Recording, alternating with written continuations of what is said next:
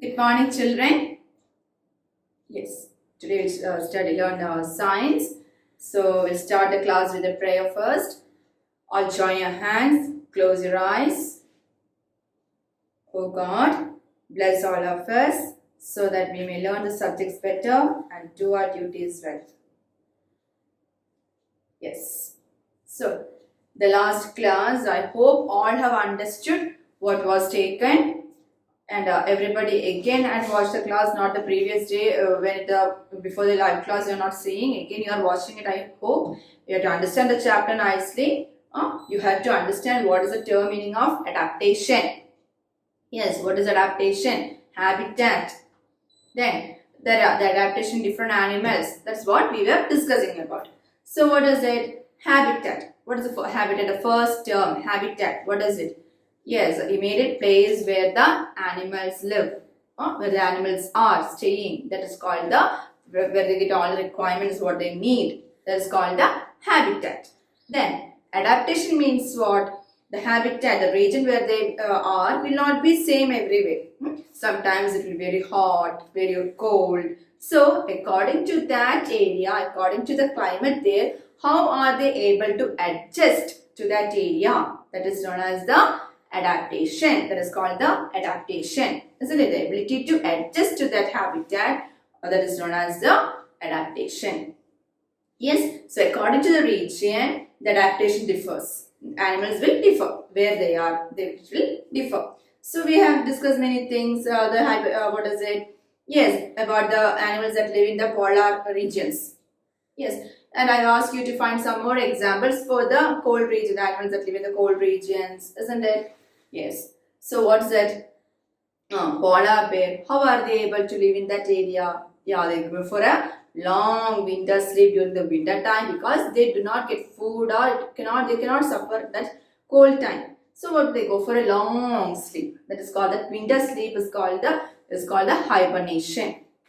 And also in the live class I have shown you some more animals that will go for the hibernation, and those animals that go for the hibernation, they are called the hibernating animals, isn't it? Then we have seen camel. They live in the hot, dry desert regions. So how are they able to survive there? How is their body adapted to that area?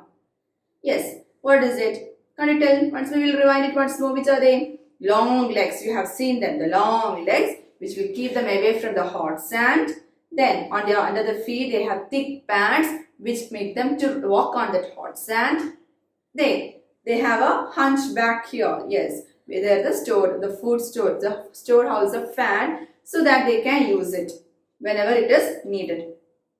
Then what? Thick lips. These are all not given in your textbook. Only one is given in your text. All the others in the live class I have shown you the video and discussed it. So once more again I am repeating the same thing. Okay. Then thick lips and tongue so that they can eat the thorny bushes. Isn't it? So these are the adaptations of the camels.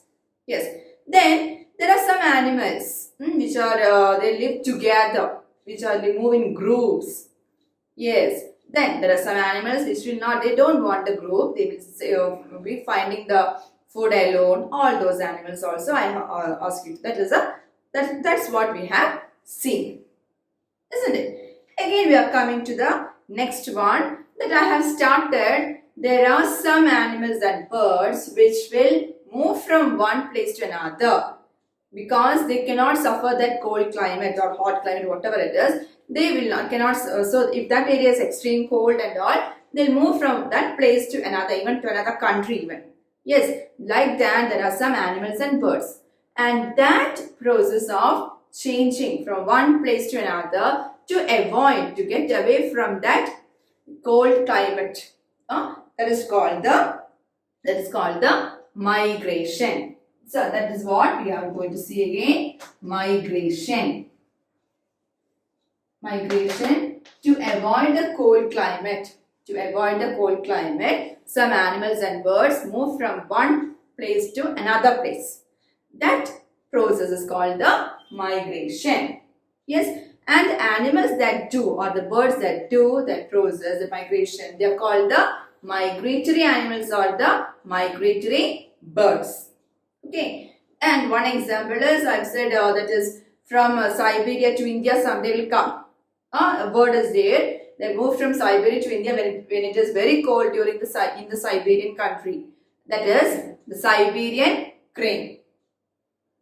Yes, in the same way there are many other migratory birds and migratory animals that move from one place to another to avoid this extreme climate.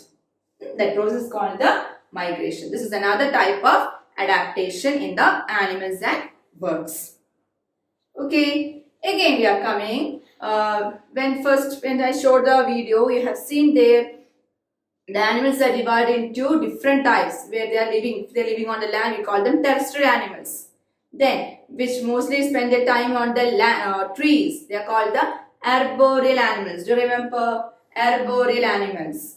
The animals that live mostly on the trees. It is not good in your text, just to understand I am telling. Arboreal. The animals that live mostly on the trees are called the arboreal animals. Can you give some examples for the animals that live on trees, mostly spend their time on trees?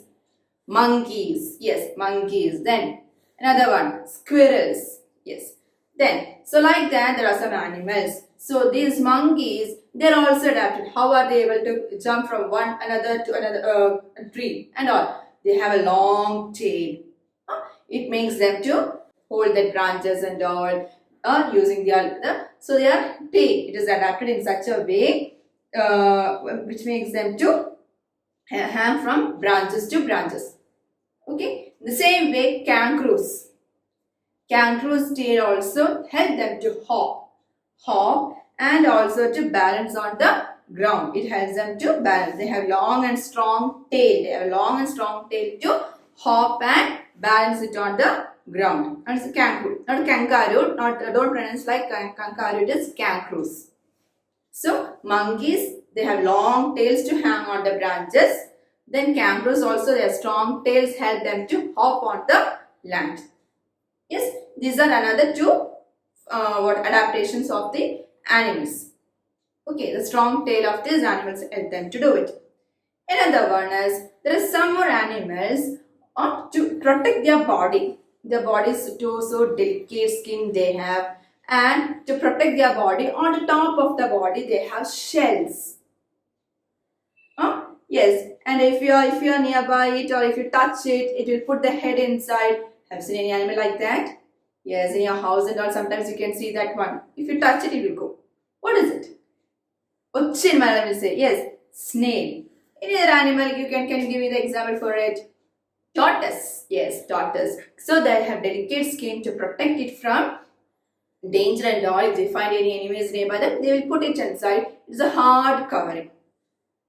Okay, in the same way, there are other animals also. Fishes there. Fishes there which will produce current if there is any enemy. Like that, to protect themselves, their body itself produce some things out. So there are some fish like that. There's one more animal like that, which will be putting their spines will come. Will come. Now, so what you have to do is find out two more animals. An example from this, you could understand. One fish, a type of fish is there. Another one in the sea, an aquatic animal itself. It is spread one ink inside. If you ask your mother and all, they will tell and what is that animal. So find any two animals to protect themselves. Their body itself will produce some things to protect themselves from it. Now snail and all, they have the protective covering. Other than that, one example is given here, porcupines, that is Mullambani.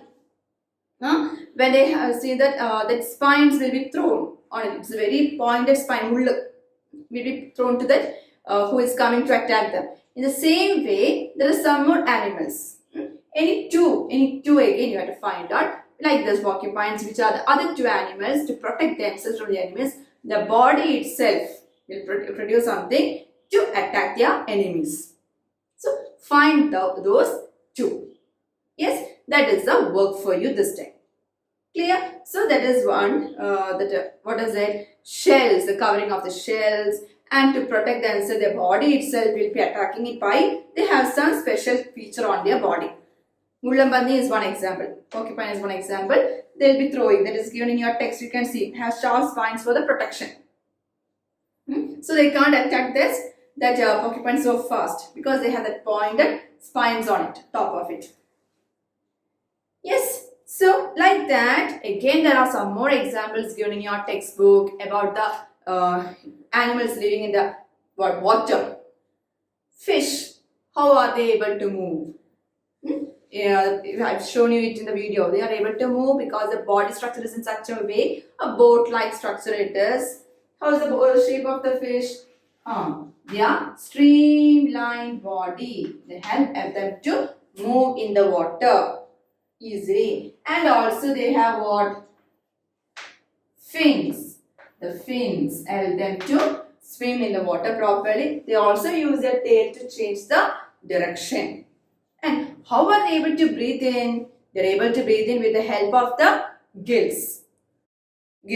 But among them itself, there are two fish.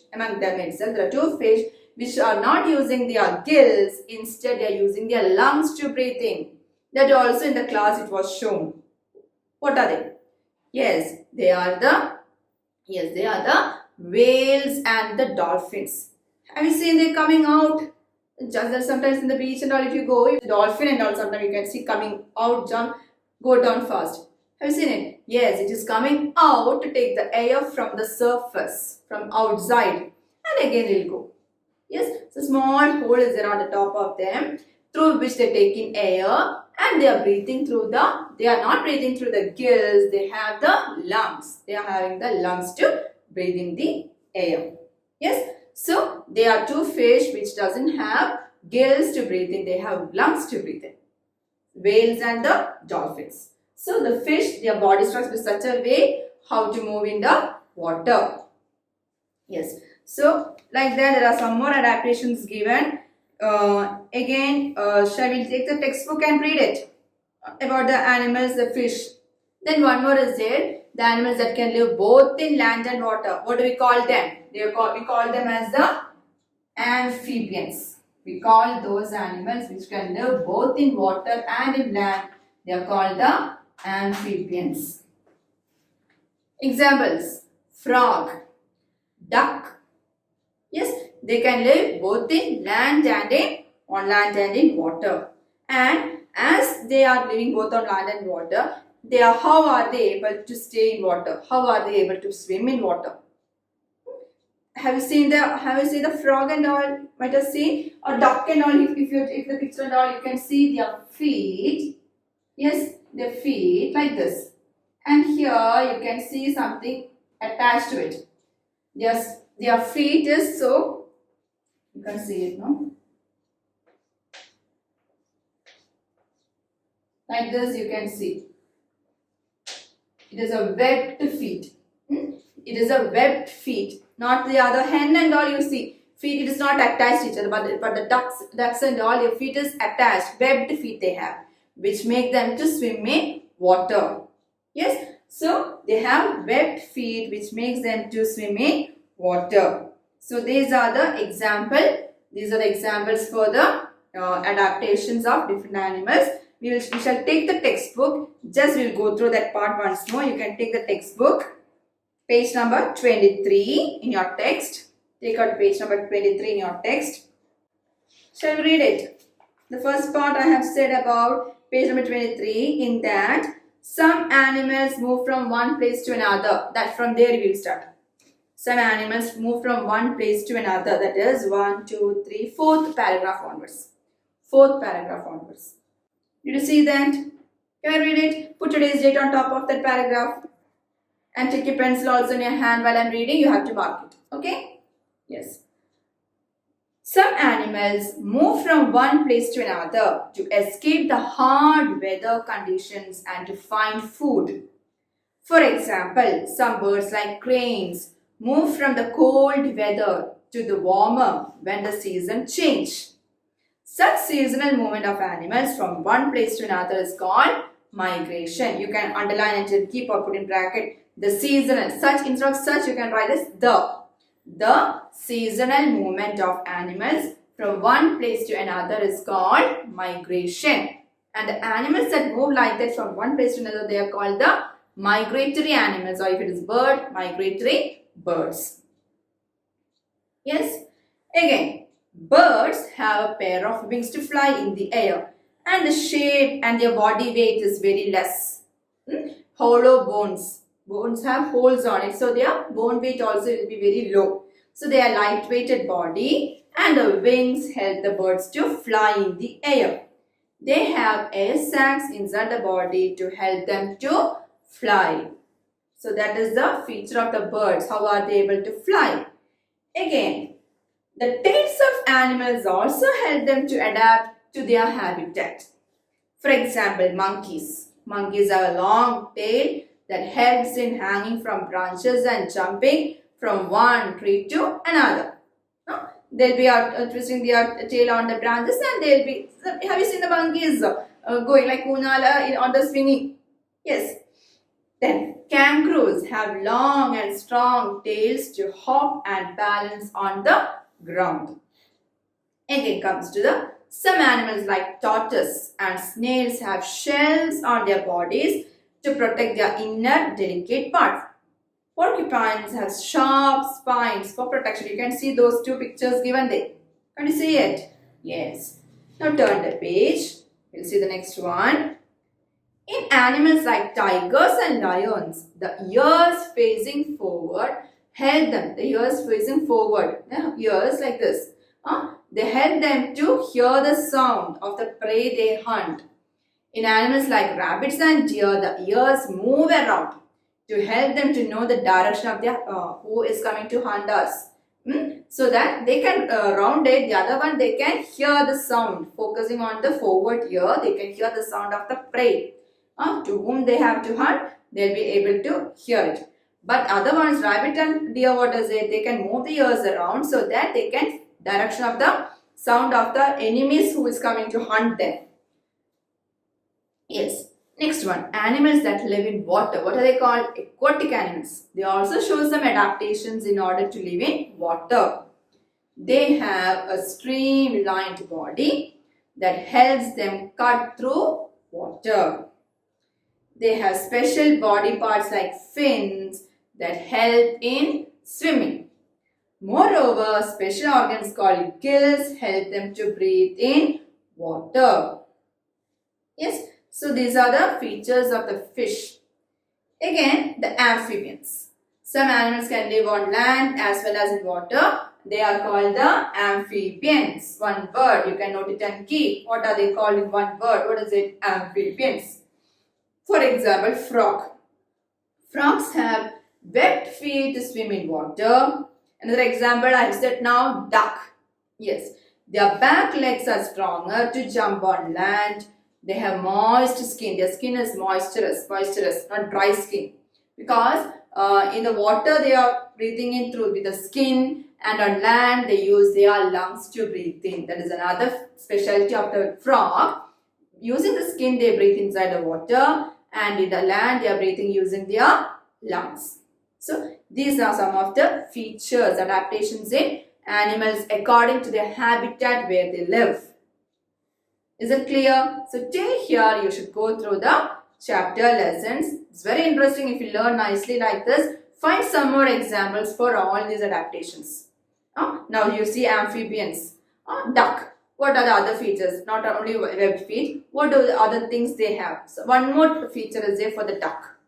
Find out that also. What is it? So like this. Don't depend, ma'am didn't tell this is a work for you. No, you have to find out. One work only I have given, not enough. You have to explore some more. Clear? Don't depend only the textbook examples. Find some more examples for all these things. Okay. So read the chapter, read the textbook also. Then only come for the live session. Okay. Thank you children. Have a nice day.